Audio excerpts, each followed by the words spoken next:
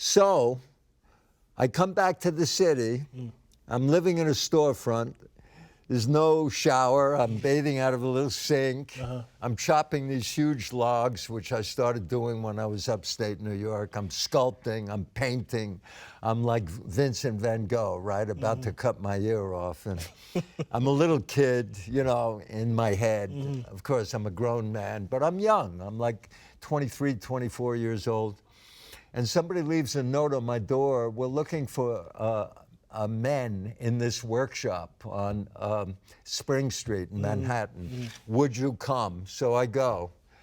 And I like it, you know. Now, I've had a bit of a theater background up to this point, so it's not like I was a total novice. And I kind of laid back in the workshop. Long story short, weeks went by. They using this exercise, storytelling. You get up and tell the story in front of the people. I didn't do it for months, and finally Lee Worley, who ran the workshop, came up to me and said, would you tell a story this time? So I get up and I tell this very personal story, and I start to cry. And I'm like all macho, right? So I finish up the story and I beelined out of the place.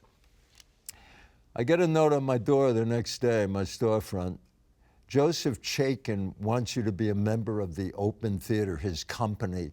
He was there last night and he heard you perform your story. So on the basis of the story of doing that and being vulnerable, a male being vulnerable, inadvertently, I got this gig working, and I worked with him for 8 years, and we performed in Iran, Algeria, Paris, London, every year.